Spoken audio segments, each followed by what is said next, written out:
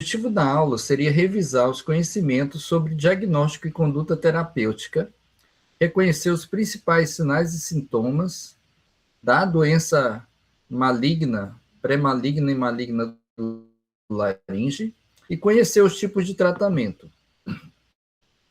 A laringe ela é composta de 3 partes. Tem uma área chamada supraglótica, tá? Supraglote aqui. A glote, que é essa região central, onde está concentrada, onde está localizada as cordas vocais verdadeiras, tá? Em cima da corda vocal verdadeira, existe aqui as cordas vocais falsas, que são as bandas ventriculares. Esse espaço aqui dentro é o chamado ventrículo.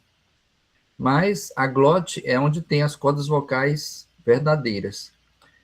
Em cima da glote existe a epiglote, que é essa estrutura com aspecto, parece uma folha.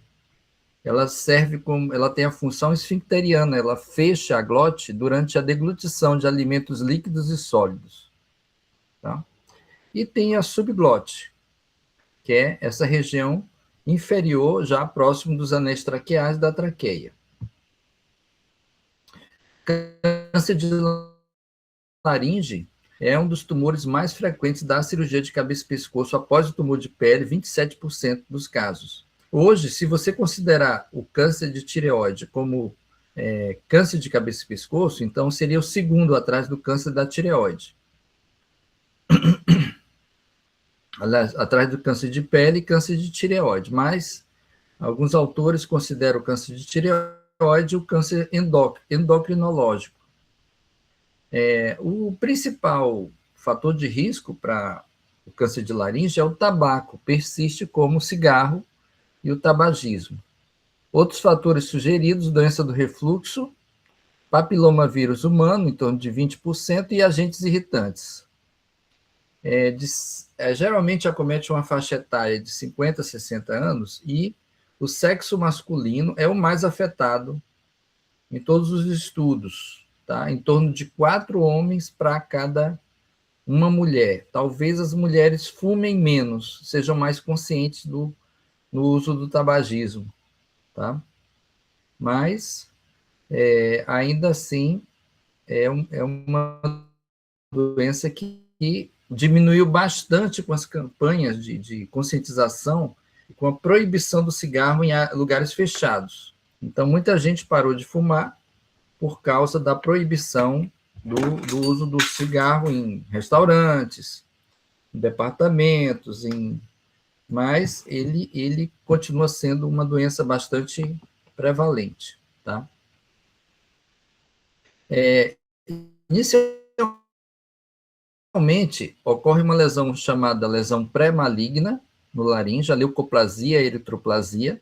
Vocês, acho que vocês terão uma aula sobre isso, que são respostas irritantes a substâncias irritantes, é uma resposta da mucosa a substâncias irritantes, como tabaco, álcool, refluxo, inalantes químicos e trauma mecânico.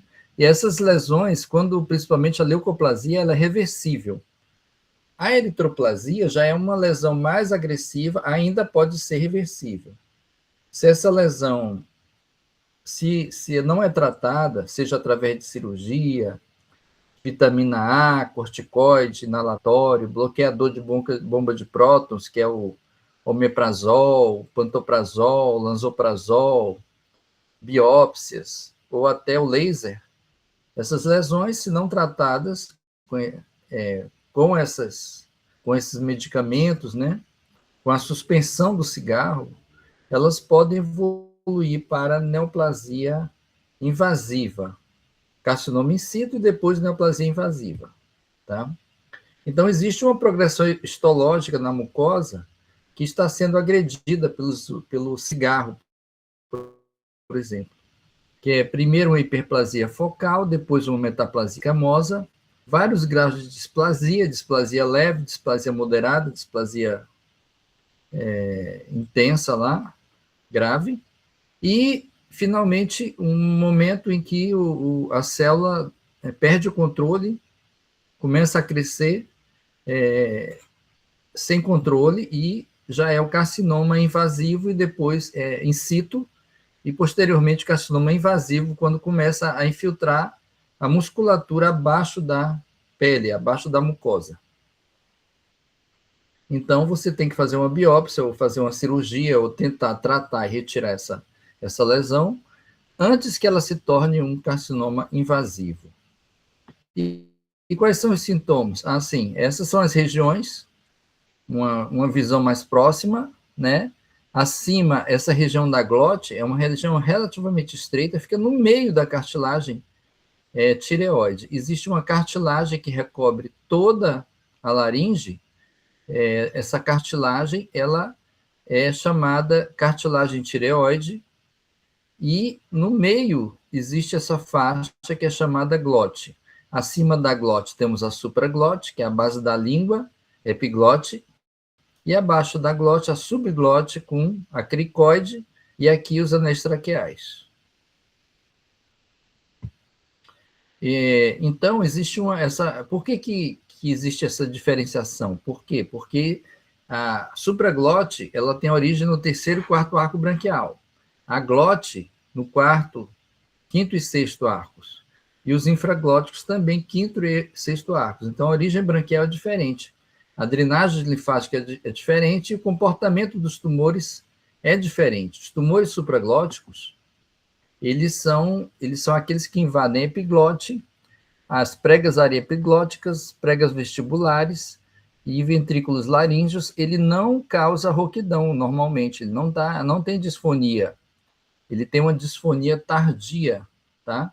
Ele ocorre muito mais, a queixa principal, o sintoma, é a disfagia e a odinofagia. Disfagia é aquela sensação de dificuldade de engolir. A odinofagia é dor quando você engole. Dispneia, quando já tem um comprometimento da via aérea, dor, sensação de corpo estranho, pode ter uma otalgia reflexa e também sangramento, tá? Tem poucos sintomas precoces. Quando você diagnostica o tumor supraglótico, geralmente ele já tem metástases para linfonodo e esses supraglóticos ocorrem em 19% dos cânceres de laringe. Então, o tumor supraglótico, ele fica localizado nessa região aqui superior, em cima da glote. Então, ele está acima, ele não invade a corda vocal, tá? Ele é um tumor aqui em cima, geralmente na epiglote. Então, ele cresce bastante, sem sintoma nenhum. Quando ele vai dar sintoma, ele já está avançado. Felizmente, é somente 19% dos cânceres de laringe. E aqui, por exemplo, de um tumor supraglótico, a corda vocal está lá embaixo e o tumor está em cima da corda vocal. Ele não está na corda vocal, ela está acima da corda vocal. Então, é um tumor que o paciente muitas vezes tem a voz normal. Ele tem problemas, às vezes, obstrutivos aqui, pode ter um sangramento, uma sensação de corpo estranho, tá? Esse tumor ele pode prejudicar o fechamento da epiglote e o paciente começa a se engasgar, tá? Deu para ver? Aí, aqui é a epiglote e aqui o tumor supraglótico. Bom, aqui um outro tumor supraglótico, é um tumor benigno, aparentemente, ele não tem um aspecto de verrucoso, de verruga, parece ser um cisto e ele está comprimindo aqui a corda vocal está livre, a corda vocal está funcionante, não tem uma compressão externa na fenda glótica.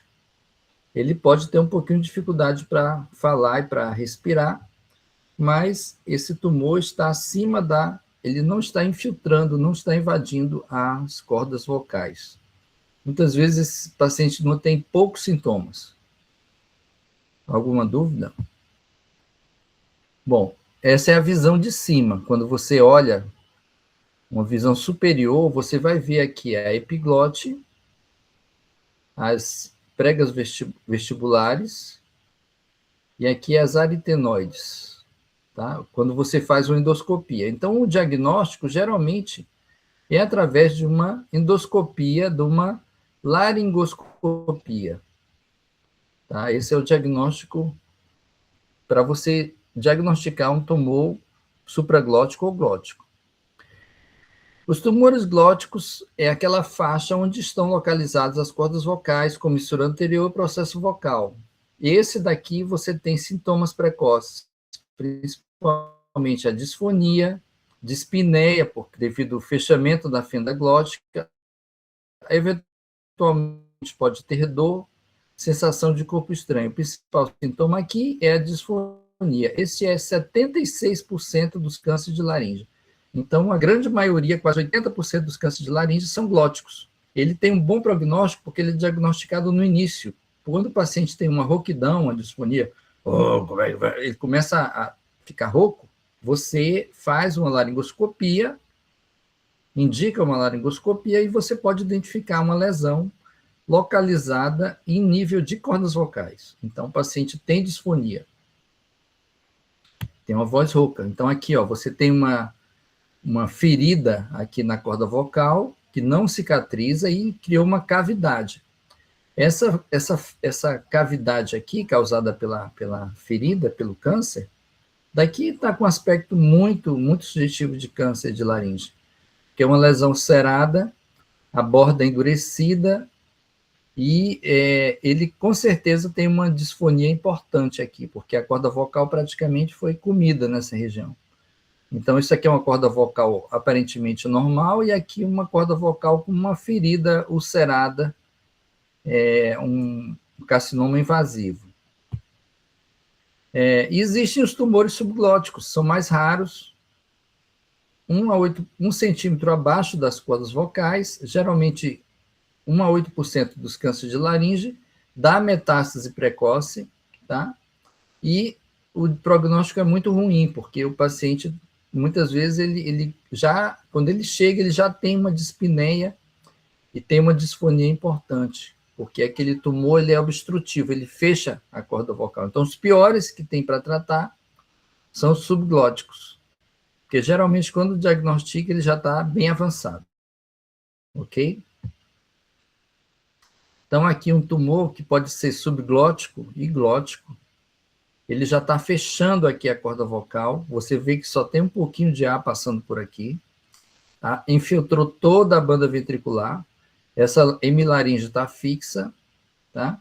E o diagnóstico através do exame físico e laringológico, ou seja, você tem que fazer uma laringoscopia.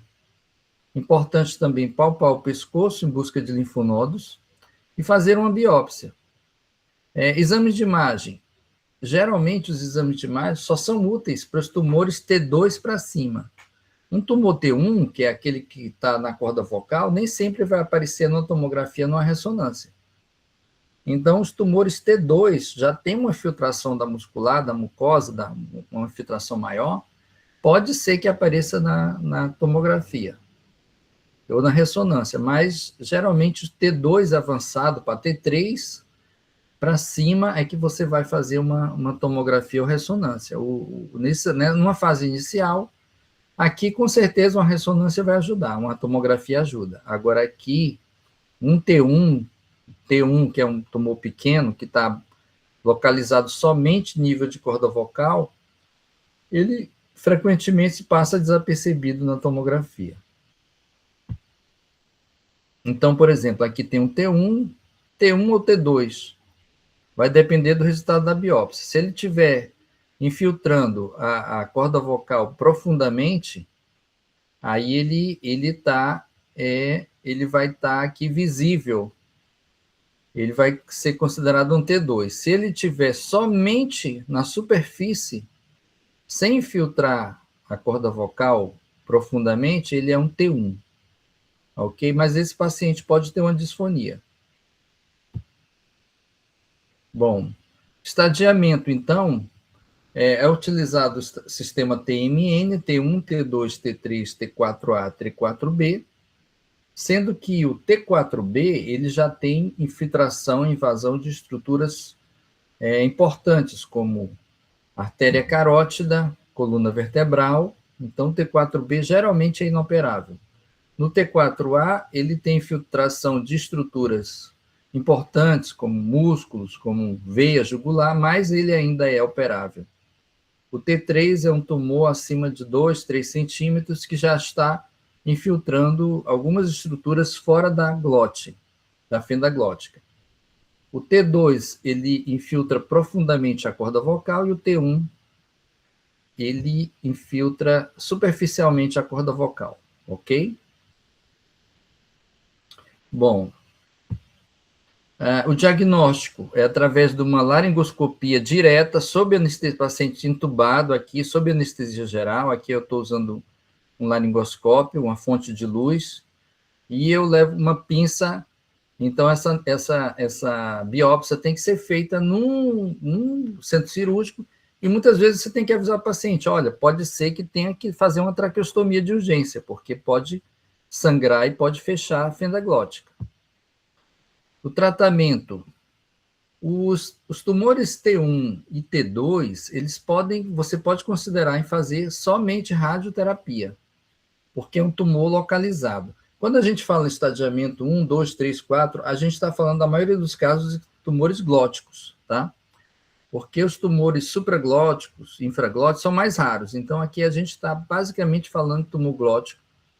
O estadiamento T1 e T2 também pode ser tratado por cirurgia isolada, retirada total do tumor, que pode ser por via endoscópica, laser, e cirurgia e radioterapia. Ou seja, no T2 você já faz uma cirurgia, uma radioterapia. No T1, geralmente a cirurgia só é suficiente. Importante lembrar que a radioterapia ela só pode ser feita uma vez. Ela não pode ser repetida depois. Então, é melhor você primeiro fazer a cirurgia e deixar a radioterapia como uma segunda opção. Por quê? Porque ela pode ser, principalmente naqueles pacientes que continuam fumando, aqueles pacientes que continuam com fatores de risco, pode ocorrer uma recidiva, um segundo tumor. E aí você deixa a radioterapia como uma carta na manga, porque se você utilizar ela e não der certo, não tem outra segunda chance, ela só pode ser feita uma vez. A rádio e a quimioterapia geralmente são feitas uma vez só. Para estadiamentos 2 avançado, 3 e 4, geralmente você vai fazer uma cirurgia um pouquinho mais agressiva, uma laringectomia parcial, modificada, total, laser, e depois você complementa com radioterapia. É importante também lembrar que esses pacientes têm muita metástase para linfonodos. As metástases ocorrem principalmente no estadiamento 3 e 4. Então, você deve fazer um esvaziamento ganglionar dos linfonodos adjacentes nos níveis 3, 4 e 5, ok? Aqui é a imagem de uma laringectomia total, aqui é a cabeça do paciente, aqui é o tórax, foi feita uma traqueostomia, e é retirado totalmente aqui a epiglote e o tumor glótico que está infiltrando toda a laringe. Daqui é um caso radical, que a gente acaba tirando aqui o resultado final de uma laringectomia total, totalmente separado a via respiratória da via digestiva. Ele não respira mais pelo nariz. O oxigênio aqui ele já sai direto na pele, tá? Então, o nariz, as seios paranasais, aí nesse caso, nesse paciente, ficou totalmente inutilizado. Deu para entender, né? A traqueia se exterioriza diretamente na pele. E aqui dentro fica o esôfago, tá? O esôfago se mantém. A gente tenta fechar o esôfago nele mesmo.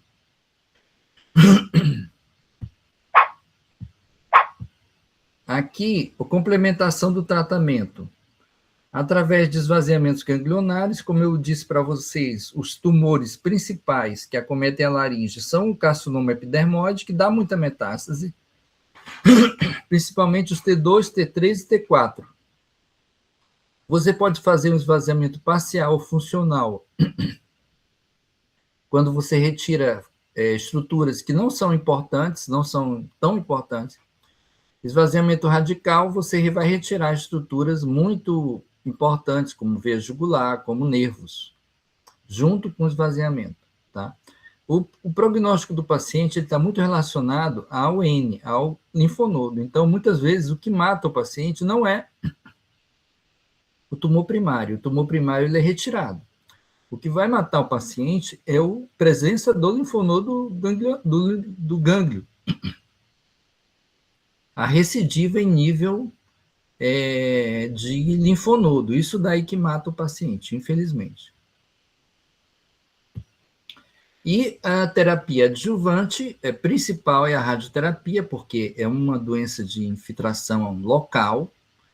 Uma quimioterapia pode potencializar a radioterapia. Existe a reabilitação vocal, que você, mesmo pacientes laringectomizados, podem reaprender a falar com a voz esofagiana. E existe também fonoterapia, nutrição, psicólogo, odontólogo, assistente social, ou seja, é um tratamento multidisciplinar. Tá? Você tem que tratar não só a doença, mas também o paciente. Tá? Aqui um caso de reabilitação, deixa eu ver se eu consigo pegar no caso, parar de apresentar aqui, um caso interessante para vocês verem, de reabilitação num paciente que fez uma laringectomia, tá? Então, aqui, esse paciente que eu vi aqui.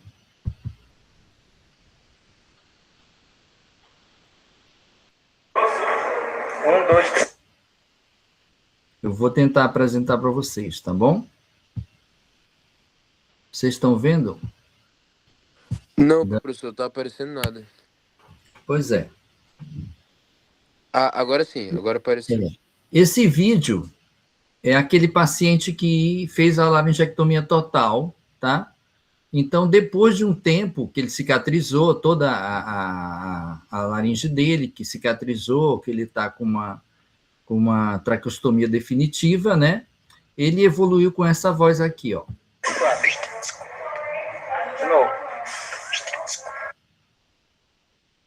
Ouviram?